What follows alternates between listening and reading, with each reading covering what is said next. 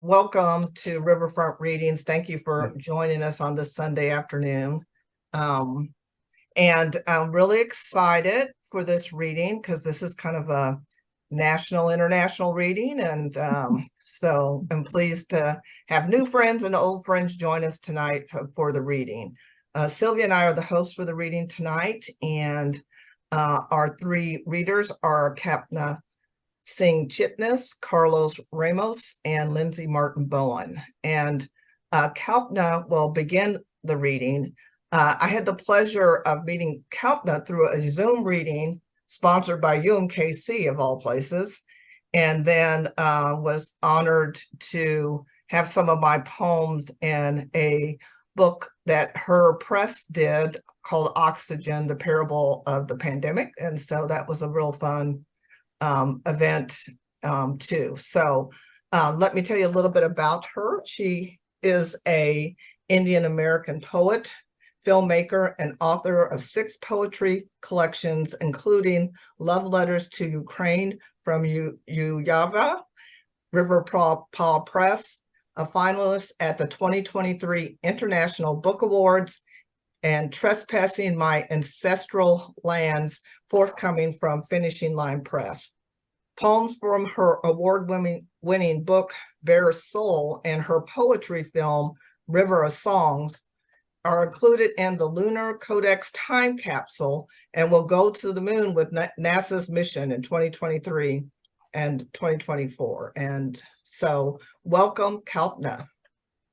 Thank you, Phyllis. Thank you for having me, and hello, everyone.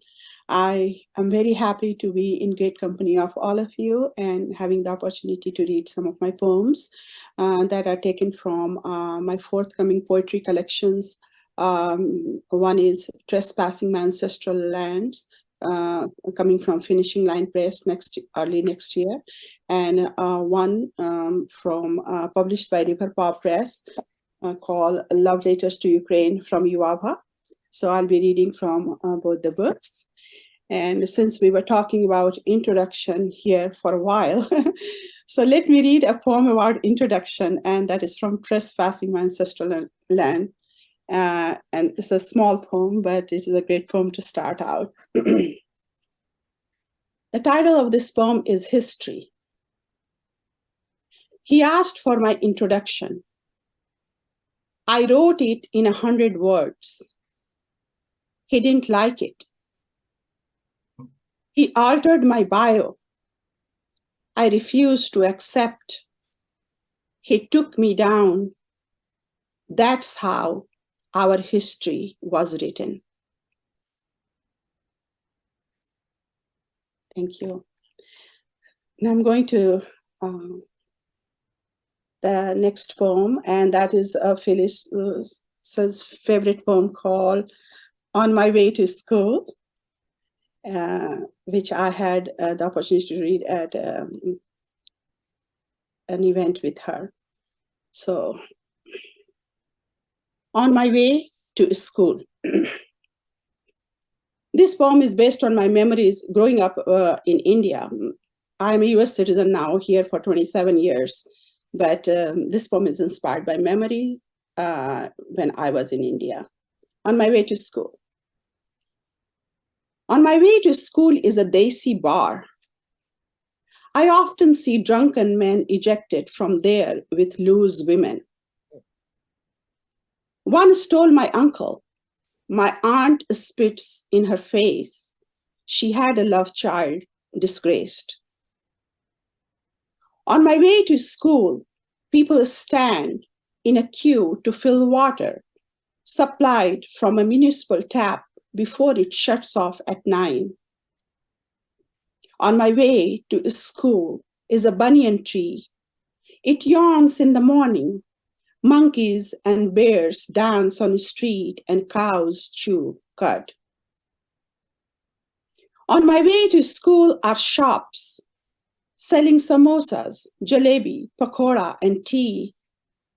Beggars sit there all day, hoping for a piece.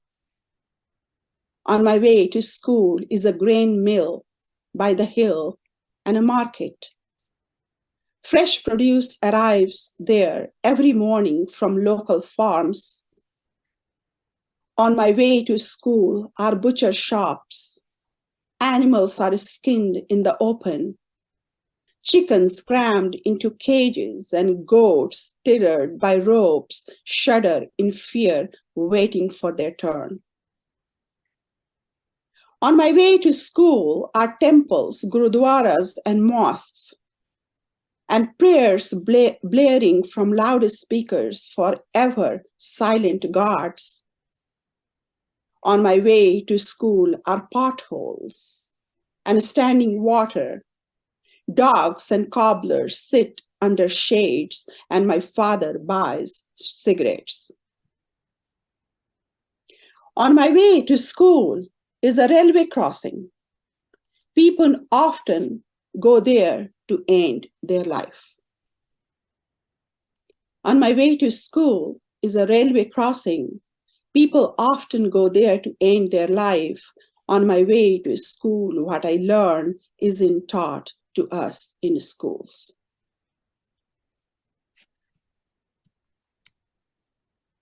And the next poem is called Three Leaves. However, when I was in India 27 years ago, it was a different India. And today's India is very different.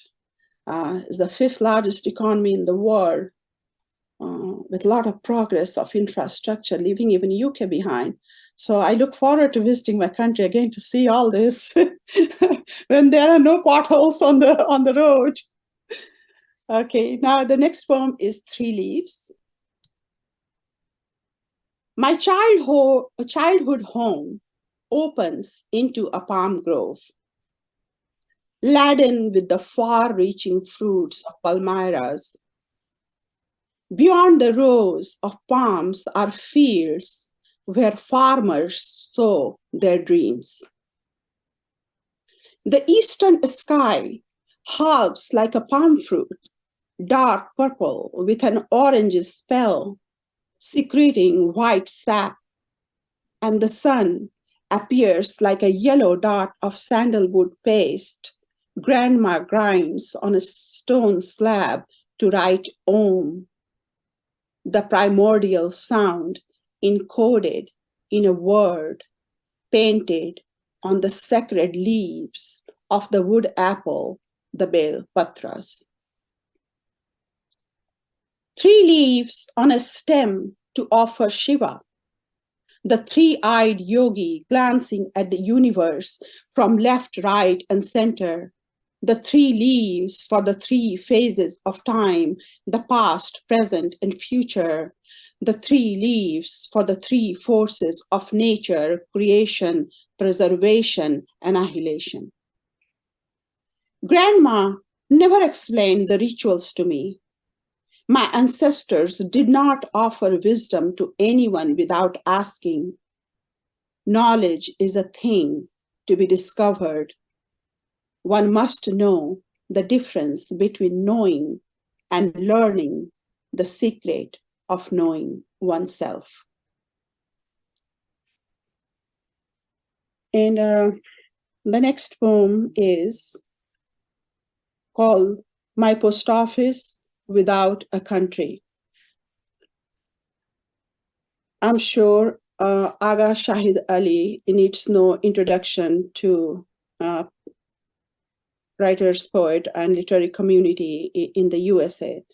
He's a very popular name. And this poem I have dedicated to him because he also wrote a book, A Country Without a Post Office. So this poem is inspired by what is happening between Israel and Palestine. And last time when there was conflict there, I wrote this poem. One of my Palestinian a Palestinian friend who wrote for my poems, when I wanted to send him books to Palestine, I was denied by our post office because United States Post Office does not consider Palestine as a country. So I could not send the package to Palestine. So here's the poem. My post office without a country, after Aga Shahid Ali. Every so often, nations fall from the world map as leaves and flowers fall from a tree hit by a thunderstorm. My poetry book cannot travel to the Holy Land. Palestine isn't in the database of the United States Postal Office. I verify the address given to me by Muhammad. How could a country disappear into space? People standing in the queue look at my face. The clerk turns the screen toward me and scrolls down. The state of Palestine wasn't found. My package was returned, and as I turned, I saw someone smiling at me. Palestine exists in the twinkles of her eyes. It exists because Muhammad lives there. He tells us the stories of his land. It exists because Yasser Arafat came to my homeland in a kifaya. It exists because I hear Palestine sing in Tarana of Rimbana. It exists because it burns in the eyes of Ahad Tamimi. It exists because it lives in the hearts of 5 million Philistinis. I will exit the line, but tell me first how Palestine went missing. I ask Handala, I ask my friend Muhammad in Ramallah, Sartawi in Jordan, and Rani in Galilee. I ask Shahid Ali of the country without a post office. I ask this question to myself as I write my post office without a country. And the next poem is all the temples of knowledge, libraries destroyed by war in the world. However, this poem is particularly inspired by the University of Nalanda, which was the first ever university on earth from my home state of Bihar in India. And that university was the seat of knowledge, especially Buddhism, for people from all over used to come to study at that university in ancient India. But it was destroyed by an invader named Bakhtiyar Khilji.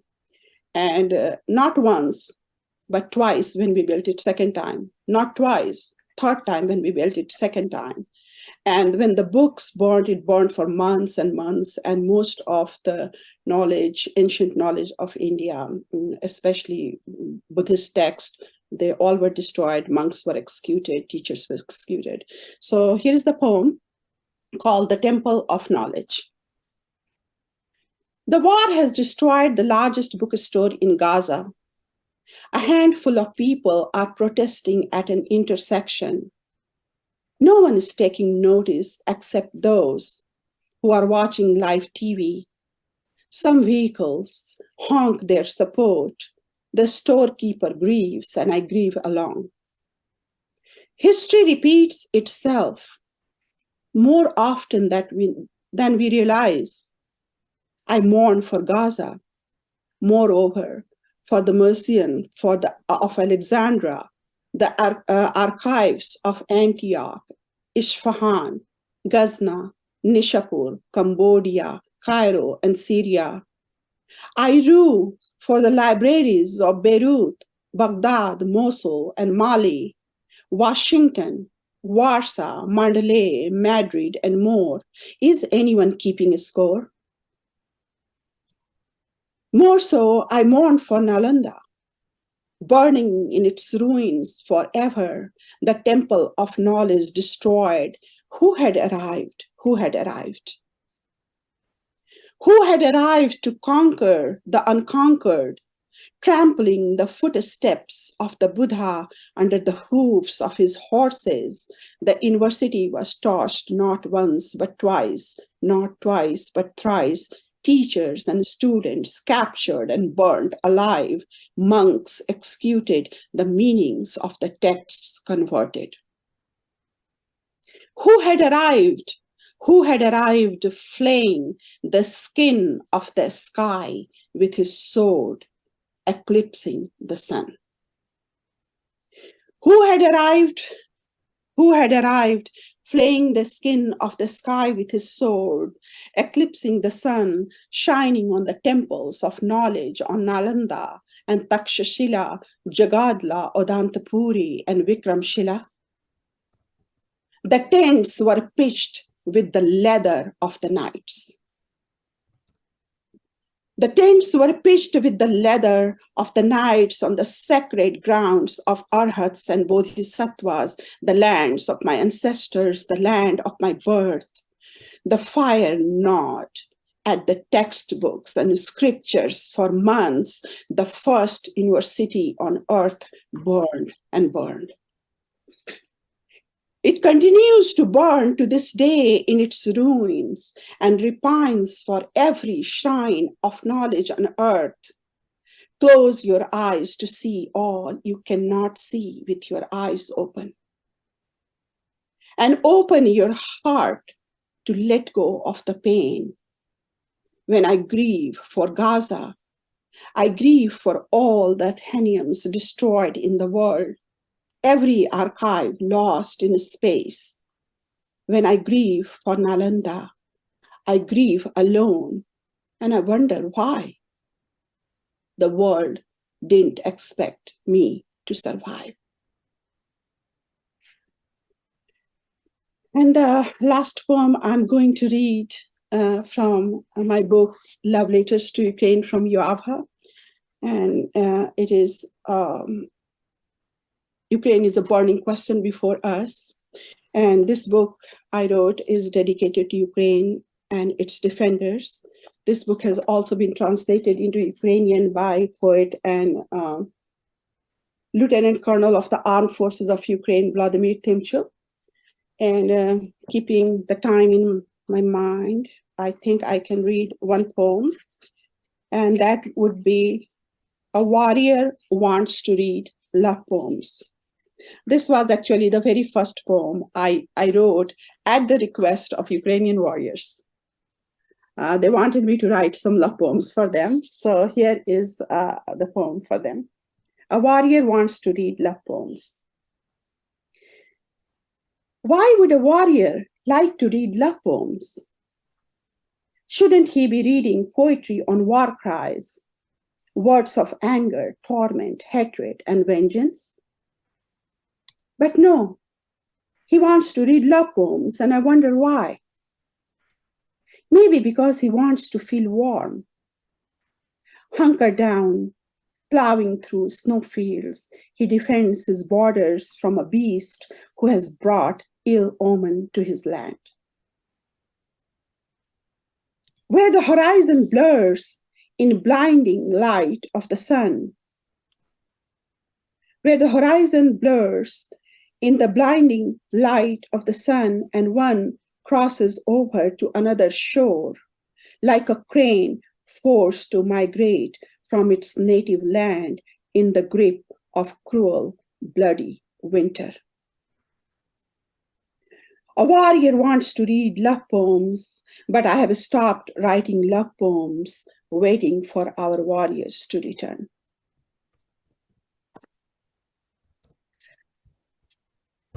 A warrior wants to read love poems, but I've stopped writing love poems, waiting for our warriors to return year after year from one season to another, eager to hear their footfalls, their knocks at our doors. Somewhere I have given up, somewhere I have given up hope for love. As love and poetry do not guarantee the return of our warriors, I have tried all. The storms in the desert swallow them. They are swept in the gorges of the Himalayas, absorbed into the earth like snow melting from the eyes of Ukraine, but not in vain. A warrior wants to read love poems, He wants to carry them in his pockets like seeds of sunflowers, chew on them when famished, and share them with his brothers who have no one to write love poems for them. He wants to sprinkle them in chernosm, stained with the blood and tears of his nation, with the hope that love will grow when conflict is over. But the nib of my pen is broken. But the nib of my pen is broken, and there is no ink left in my ink pot. A warrior wants to read love poems never written before. I sharpen my pencil in a hurry before he goes. I scribble something on his chest where his name appears, where his dog tag sits like the armor on his chest. No, you can't read my words. No, you can't read my words. They are camouflaged. Love poems aren't for everyone. They must be protected from the eyes of tyrants and dictators, no matter what the cost. Mm. Thank you. Thank you. Thank you so much. Wow, that was a powerful reading. And Thank thanks for reading the poem, my favorite, it's the Walk to School poem. So thank you for reading that. And everybody kind of give a virtual hand clapping for Kalpna. Thank you. Yeah. Thank you so much. And stick around, and we'll at the end we'll have time for questions too. And thank you guys, keep putting stuff into the chat. That's real helpful too. So our next reader, Sylvia Koffler, is going to introduce. Carlos Ramos was born in Peniche, Portugal. He graduated with a law degree and became a writer, editor, translator, and photographer. His work has been published in newspapers, collections, literary magazines, online blogs, and web pages. His poetry has been translated into several languages. He participated in literary festivals and poetry recitals. He has published 10 books and translated 8 more, including Sylvia Koffler's book Gumball the World. He founded the publishing house Ediciones Fantasma. Very good. Thank you. And I will start reading the poems first in English, and then Carlos will read it in Portuguese, so you know the content of the poems. Travel notebook. Okay. Travel notebook.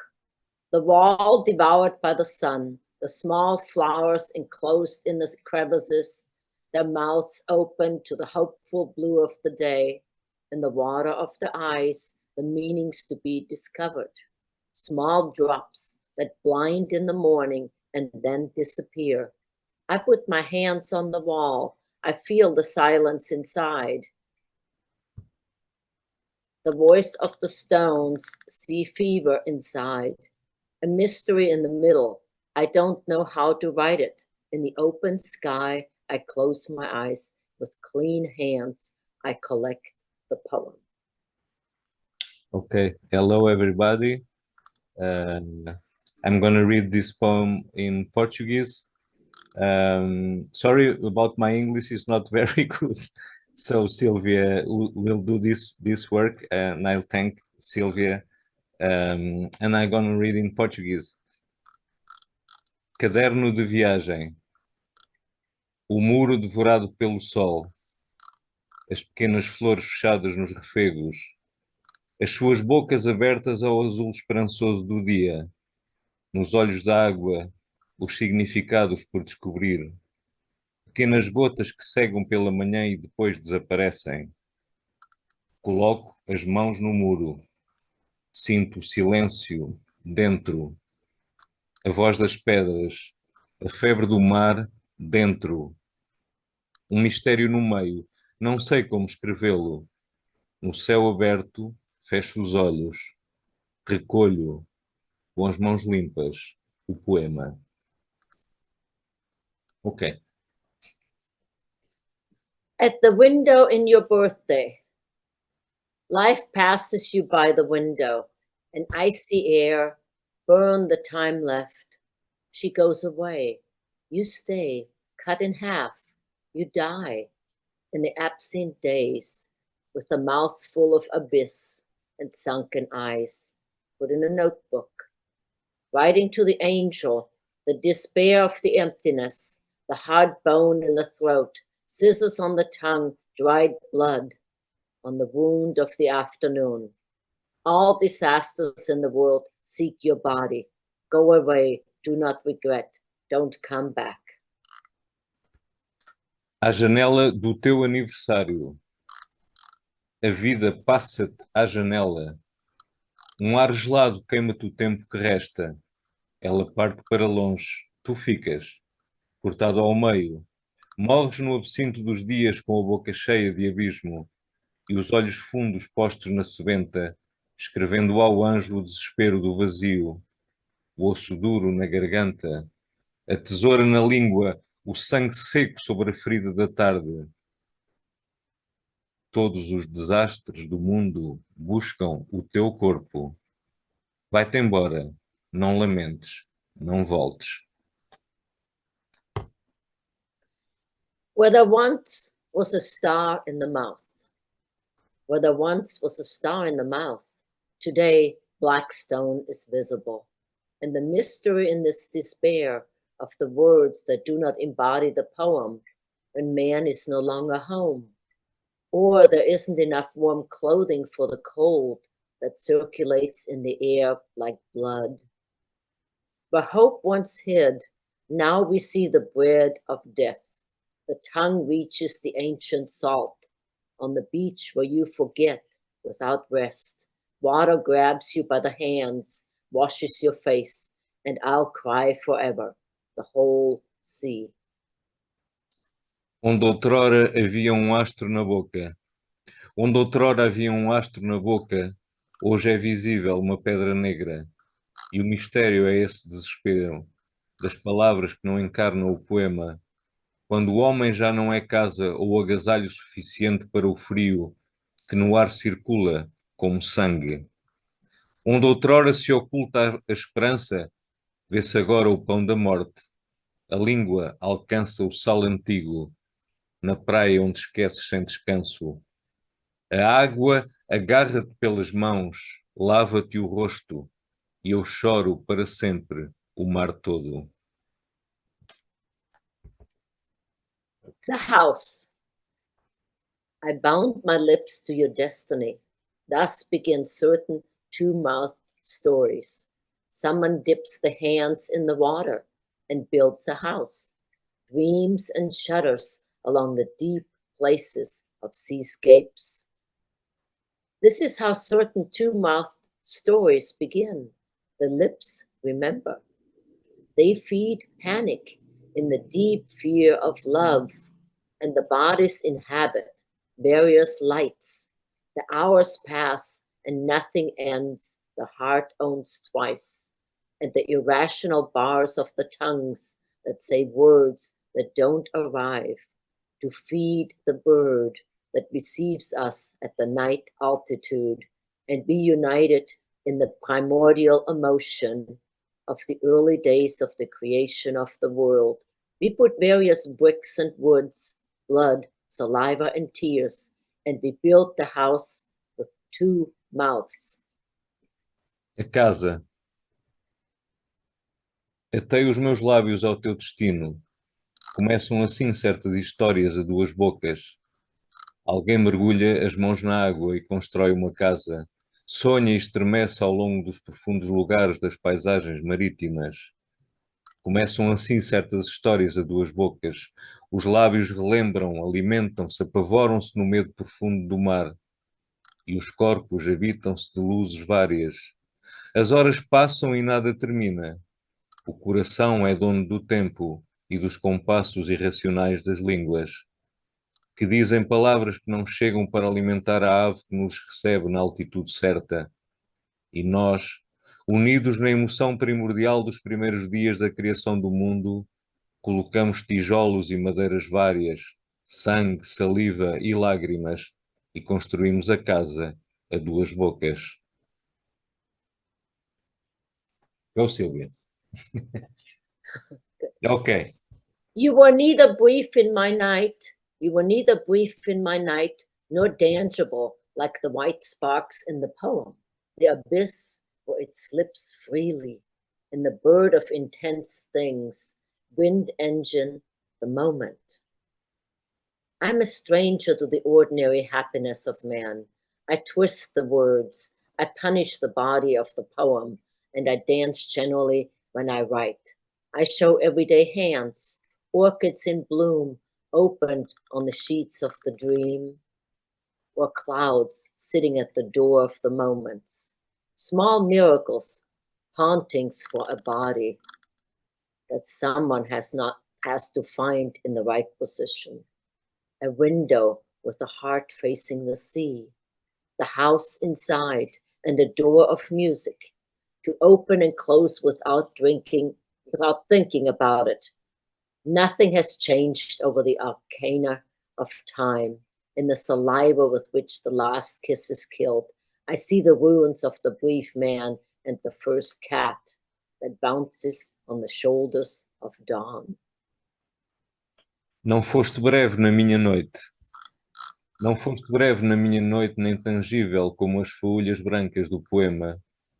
O abismo onde se escorrega livremente é o pássaro das coisas intensas, motor do vento, o momento. Sou estrangeiro à vulgar felicidade dos homens. Torço as palavras, castigo o corpo do poema e danço generalizadamente quando escrevo. Mostro as mãos cotidianas, orquídeas em flor abertas no lençol do sonho, ou nuvens sentadas à porta dos instantes. Pequenos milagres, assombrações para um corpo que alguém tem de encontrar na posição correta. Uma janela com o coração virado para o mar, a casa por dentro e uma porta de música para abrir e fechar sem pensar nisso. Nada mudou sobre os arcanos do tempo. Na saliva com que se mata o último beijo, vejo as ruínas do homem breve e o primeiro gato que salta sobre os escombros da madrugada, adentada. Fire opens in half. The fire opens in half, opens in a trickle of golden foam that burns the neon heart of the night. I know now that darkness comes from light. O fogo abre-se ao meio. O fogo abre-se ao meio.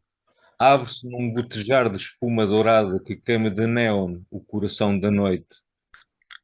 Sei agora que todo o negro provém da luz. Could suddenly. Inside of us, it's time for every minute, although you know from the thirst, the meaning of water, where the morning breath vibrates, reality that always eludes, reptile frightened by the dying of the day.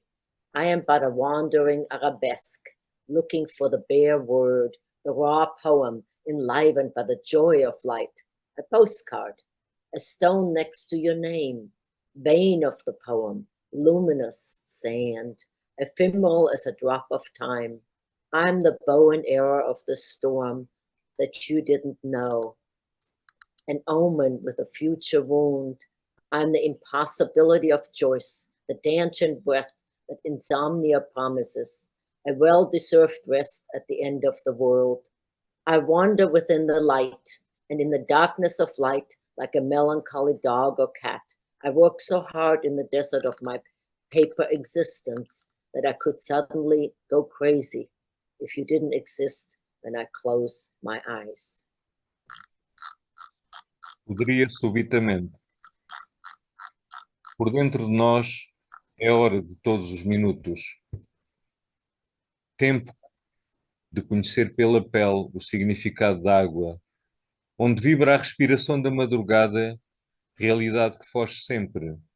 Réptil assustado pelo morrer do dia, animal que procura a palavra nua, o poema cru vivificado pela alegria da luz, uma garganta para dizer o teu nome, veia do poema, areia luminosa, efêmera gota de tempo.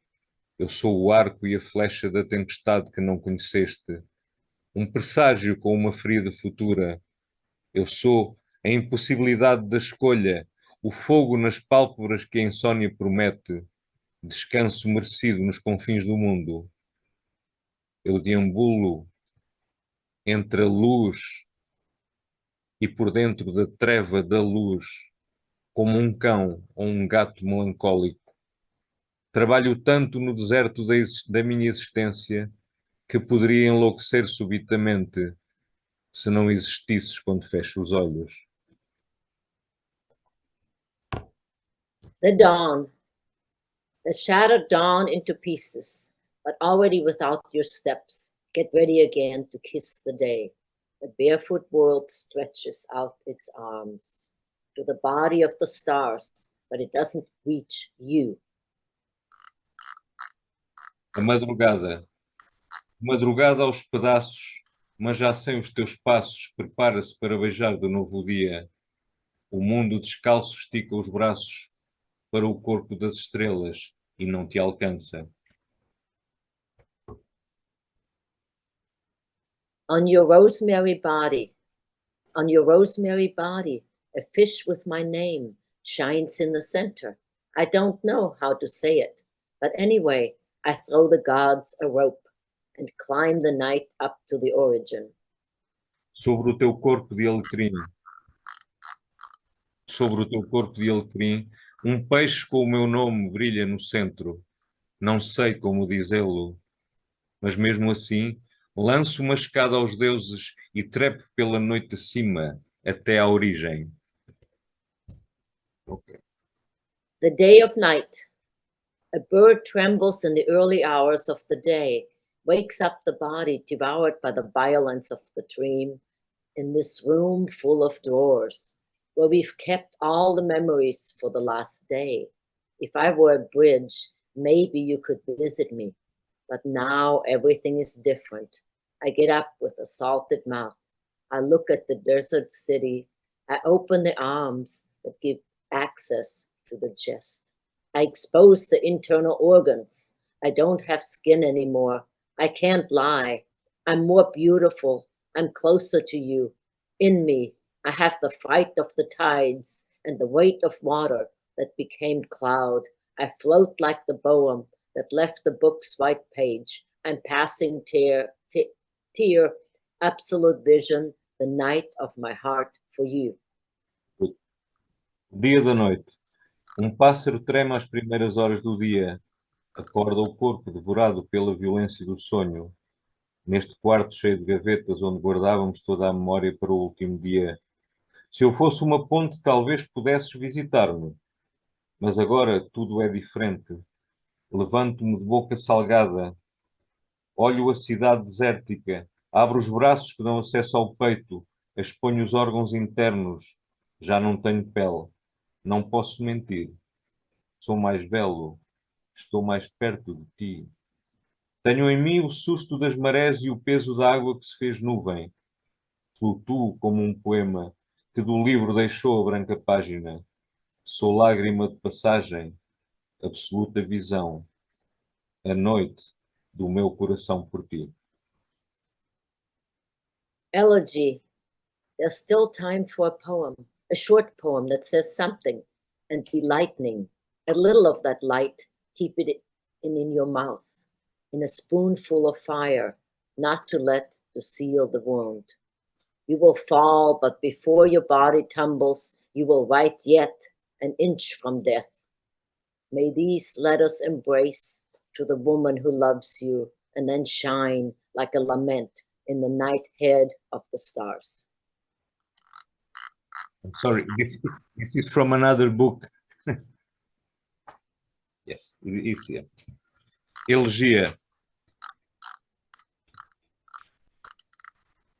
Ainda há tempo para um poema curto que diga alguma coisa e seja relâmpago. Um pouco dessa luz guarda na boca, numa colher de fogo para não deixar que se feche a ferida. Vais cair, mas antes que o corpo tombe, escreverás ainda a um palmo da morte. Que te abracem estas letras à mulher que te ama e depois brilhes como um lamento na cabeça noturna das estrelas. And the last one, I think, Testament. Testament. With the strength of the asphyxiated, you erase yourself waiting for a name. You give back everything that was given to you and wait for the poverty that descends through the hours, the steps of the days, to meet the propitious age, to die at the root of the light, the stone in its rest desired. The fearless bird of its clarity is the sun in search of the words, most lost, less found. The nothingness calls you to the final works, to make a word tremble in the bosom of the sea. Write, water, leave salt to friends. Testamento. Com a força do asfixiado, apagas-te na espera de um nome. Devolves tudo o que te deram. Esperas a pobreza que desce pelas horas dos degraus dos dias, ao encontro da idade propícia para morrer. Na raiz da luz, a pedra em seu repouso, desejada. A ave sem medo da sua claridade é um sol em busca das palavras, mais perdidas, menos encontradas. O nada chama-te para os trabalhos finais. Fazer tremer uma palavra no peito do mar. Escrever água. Deixar sal para os amigos. Thank you, Sylvia. Thank you. Thank you. Thank you. And that's it. Thank you, Carlos. So what a marvelous reading. Thank you. You're welcome. So our next reader is going to be coming up, and that is Lindsey Martin-Bowen. Lindsey is a good friend of Riverfront Readings and has been for many years, and we sorely miss her here because she was quite the regular. So we're really happy to feature her in our reading today. And here's a little bit about Lindsey. Pulitzer and Pushcart nominee Lindsey Martin-Bowen's 6 poetry books include Cashing Checks with Jim Morrison, Redback Books 2023, The Book of Frenzy, Purian Springs Press 2022, Where Water Meets the Rock, 39 West Press 2017. Her Crossing Kansas with Jim Morrison won the CAC's 2017 Looks Like a Million Book Design Award.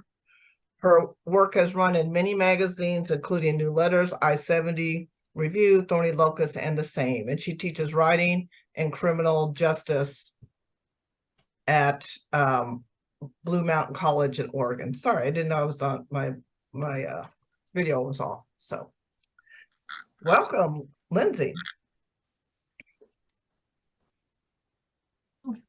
Okay, yeah, that's in Pendleton. I teach that online, and it was really hard teaching the law back in 2020 when I was watching a person stomp on the Constitution. I don't particularly like criminal law, but I do like constitutional law. And anyway, I'm going to read a few from the Book of Frenzies because it's been out about a year. And I'm only just going to read a couple, though, because most of them, I just got the galleys 2 days ago for Cashing Checks with Jim Morrison. And I was so afraid it was going to be delayed again. And so I was kind of planning on reading from this book, but it's coming out. I'll put up there's a site you can go to and you can see she doesn't have the cover done, but she's going to have it up this week. And then I'm going to have the galleys back to her probably by tomorrow. If not later tonight. Knowing me, I'll be up till 4 a.m. doing it tonight.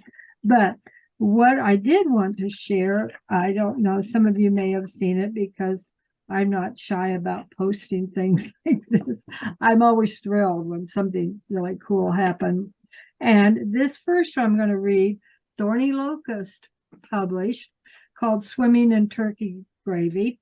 And it appeared in this Contemporary Surrealist and Magical Realist Poetry. And it was an anthology put together by Zonas I guess it's pronounced Zandays, Zdany's, who is quite both a scholar and writer, has several books out, but he put it together, and there's some really big names in here. So I was just so honored that they did this one. And I have apologies to Russell Edson and Zigbig New Herbert. I stole a couple of their images, but I twisted them. Swimming in turkey gravy. To dig objects out of turkey gravy, listen to the floating silence. There, a rubber duck, whiling away eternity, backpedals in water that freezes over. The frozen lake dissolves into a man eating mashed potatoes and gravy, lifting forkfuls from the parquet floor. Cross-legged on that floor, you sit and envision strings of white-faced Indians whirling in Wavoka's dance.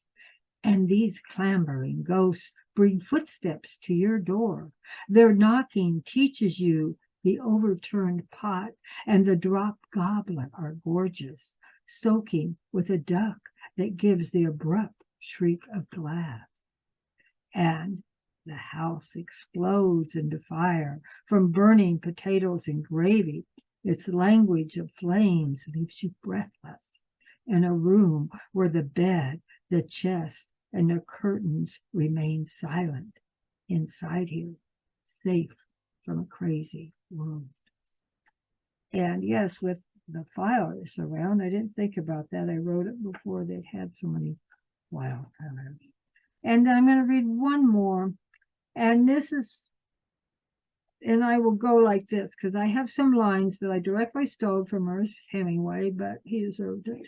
Anyway, this is the old penguin and the sea, instead of the old man and the sea, which many of you, probably all of you, have read.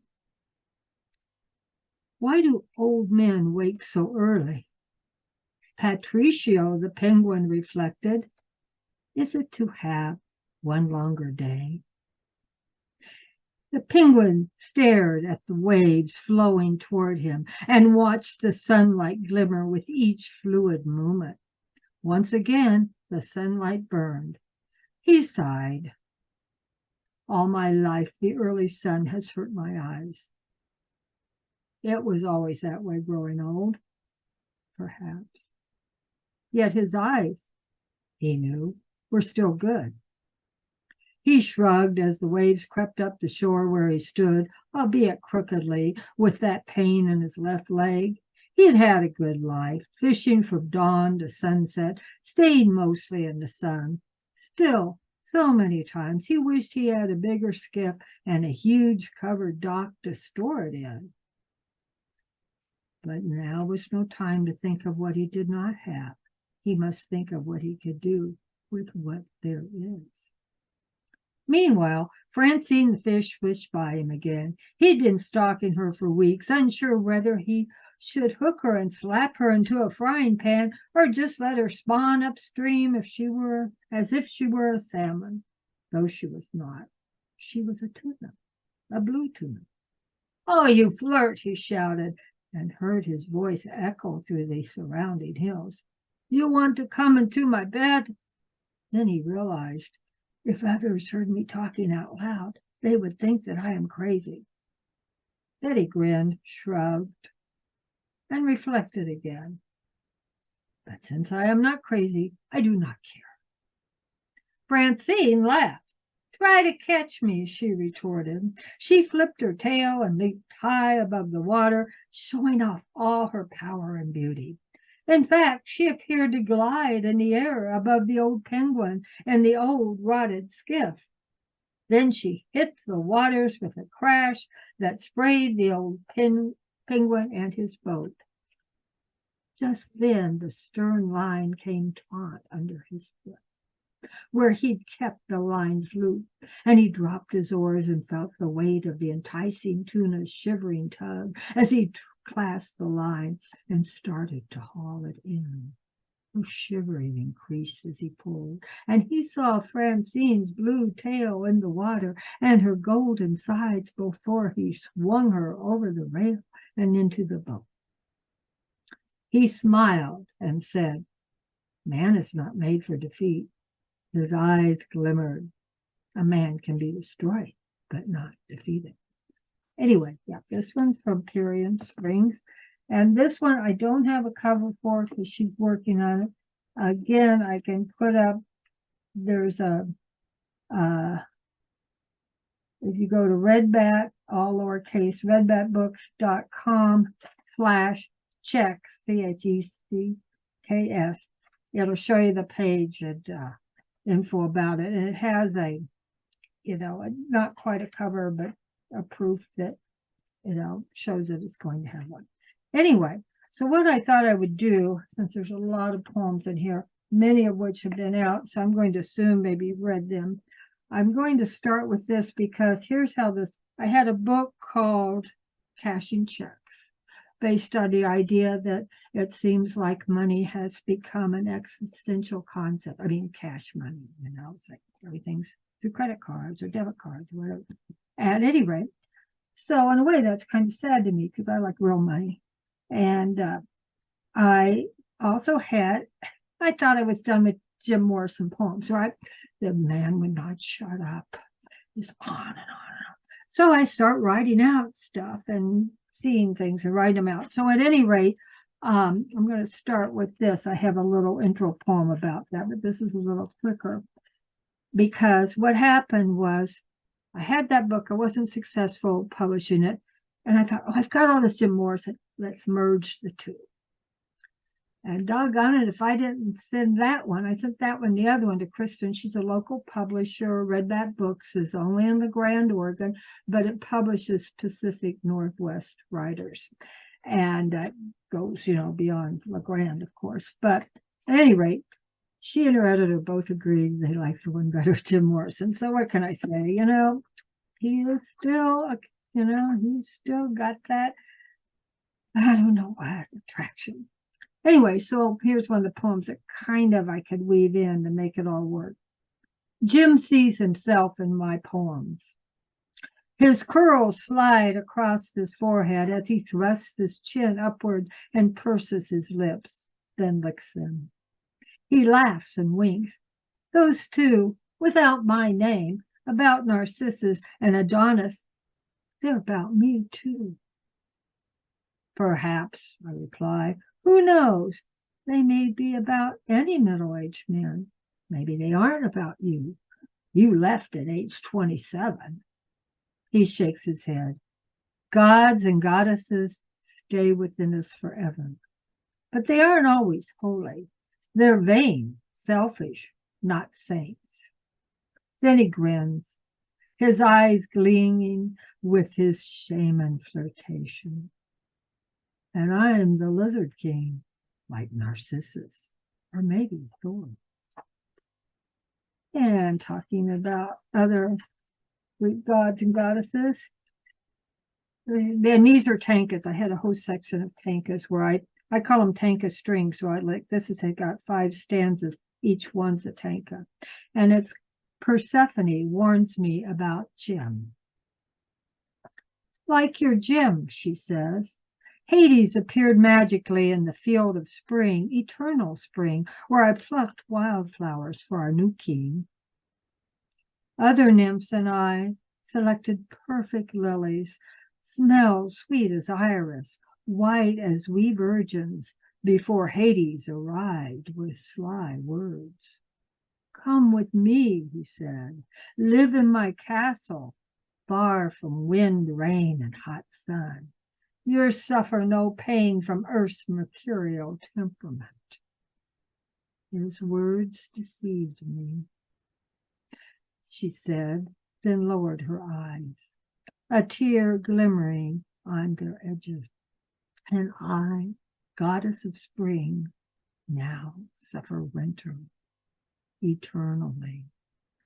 See Mother Demetrius in spring only. I hate life in this hell, miss sunny days, rue the day he seduced me.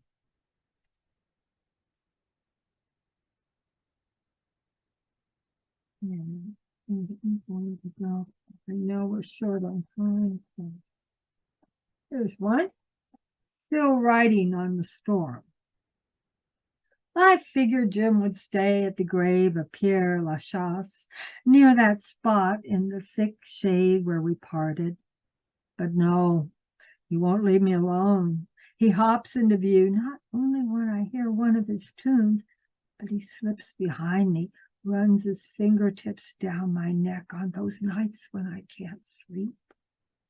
The sweet throbs of those riders storming the crest of thunder, cracking on keyboards, while Jim warbles refrains sweet as kisses, sends tingles down my spine and through ribs again, till I'm hooked, and I can't help but take another look at the specter, this phantom drifting in under my skin. He won't leave me in peace until I sing and write the words that free me from this space on earth in these days of the pandemic, this virus killing thousands more than the U.S. lost in its Second World War, far more than our nation saw lost in Vietnam. And the marches have returned too, much like they were in the days Jim sang on stages and let a shaman possess him, like he has tonight. Jim Morrison and I stopped by Venice Beach. Tiny thing, this beach, where Jim writes on a rooftop, let's swim to the moon, let's climb through the tide, and sings about a crawling king snake. Sea winds circle us, wrap us in thick mist, smelling of seaweed. Haze hides the other side's rocks. We swim to them anyway. Then we scurry up past, trembling through cliffs and ledges, far from family and friends, back to the rooftop where Jim holds me captive. And some of these are actual words that are in The American Night. It's got the writings of Jim Morrison, what he said. And he did actually write on rooftops in Venice Beach. So I didn't lie too much here. Pasture scene. Jim and I wake near the Flint Hill. This is for all you Kansans out there and Missourians. And I've got a quote from Stephen Hine called "A Quavering Column of Coyote Song Rises to the Sky." And that's from his walking in the Flint Hills. Not far from the Verdigris River, Verdigris, maybe you pronounce it, Jim yawns and wriggles out of the sleeping bag we share. We watch a deer crouch to give birth in a shaded field close to the riverbank where we lodged last night. Diesels roar down the highway, as they've done since before Stephen penned his words. Crows picket roadkill for breakfast, and we hear the grasses wind back up for a song Jim hums as he pulls out his canteen. Then a coyote sings another melody from red bluffs on the horizon. We smell bluestem and try to avoid the lyrics that mirror our lives. Jim Morrison and I hunt ghost in Ellingwood, Kansas. And this is in the historic Wolf Hotel. We speed on hot coffee, black as asphalt on Kansas Route 56, and we push on. An orange moon smears the horizon, leaves a sparkling road trail. We buzz past dry wheat fields into Ellenwood to the historic Wolf Hotel. There, Miss Sally, the resident ghost, lives.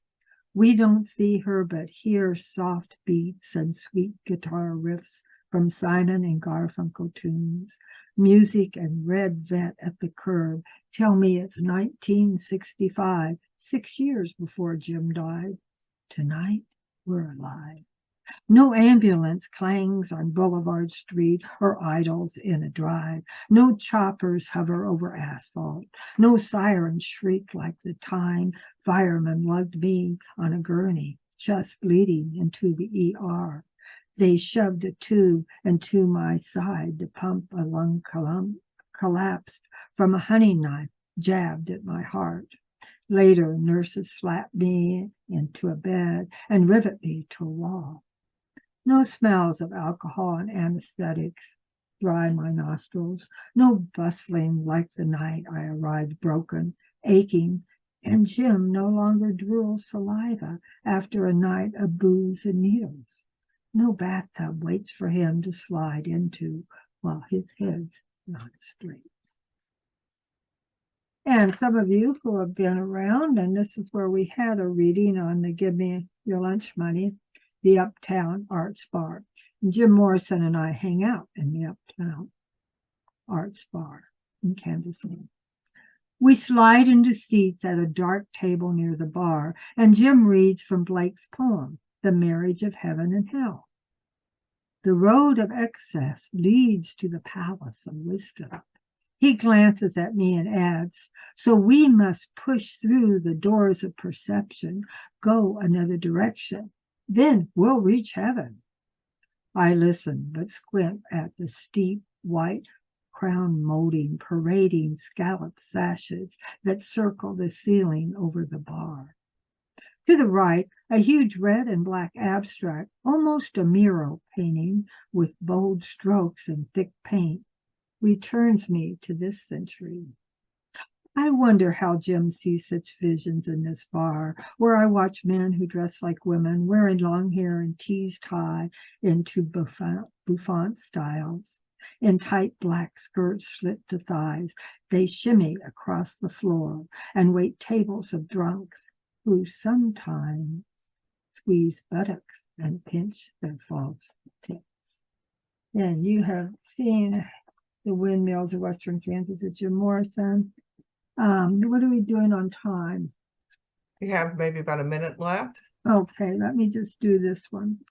Shaman Blues Rocker, one more Jim Morrison dance.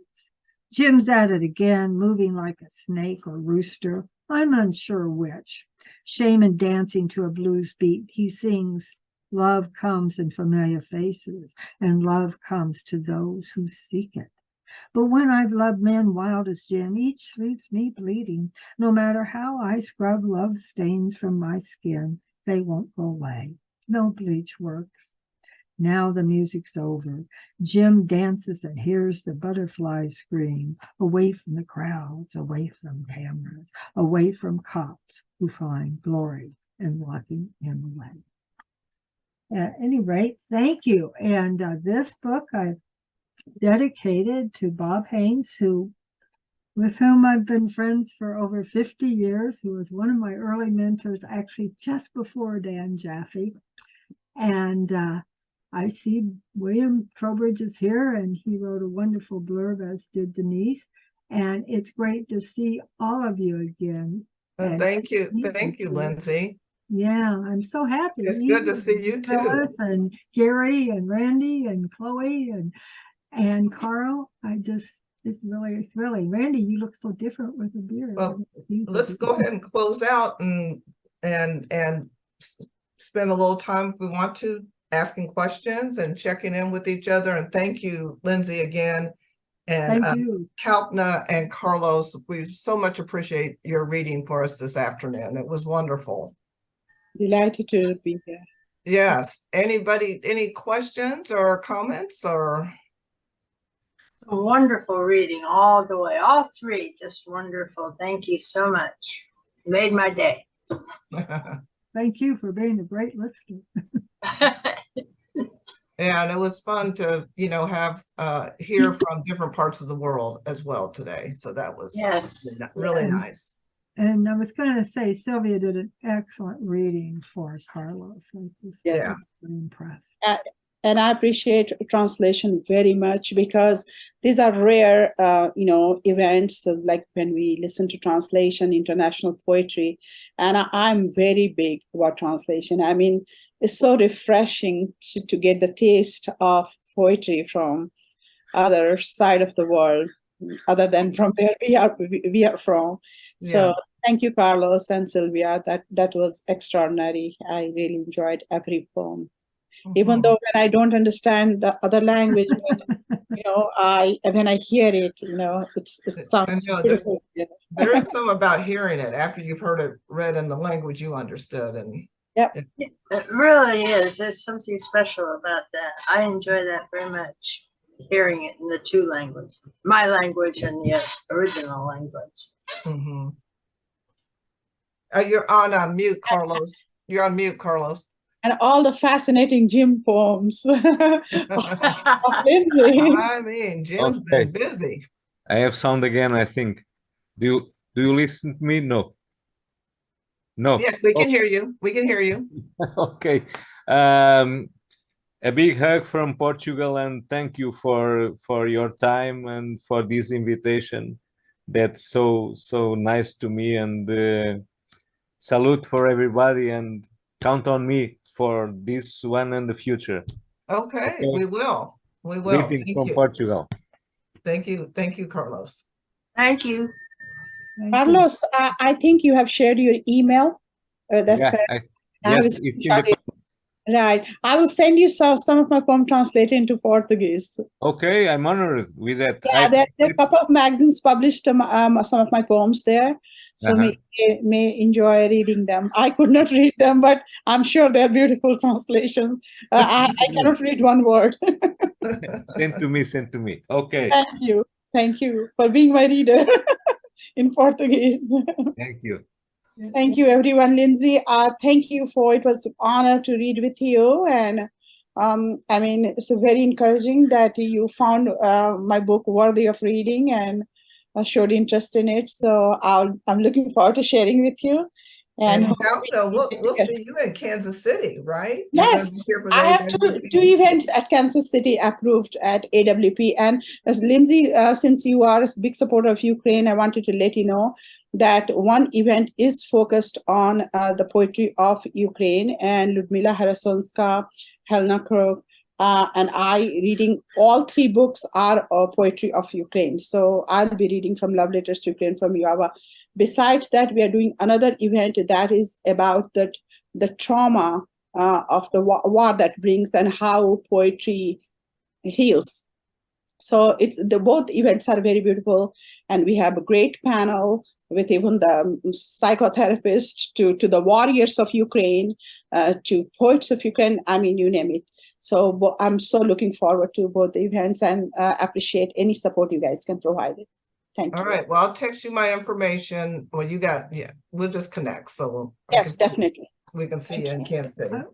I want to add thank you, Trish and Victoria, too. I didn't catch you earlier because you were blocked off. And Celeste is hiding now. Yeah. Judith Bader-Jones, you too, Chloe. I just treasure you. I miss you guys. You do. Yeah, I wish I could get to Kansas City, but I don't know if I'll ever be back there again, frankly. I did spend 35 years of my life there. Yeah. All right, everybody. Well, thanks again, and enjoy the rest of your day wherever you are. Thank you, guys. All right. Thank you. Bye-bye. Bye-bye to everybody. Bye-bye. Bye, Carlos.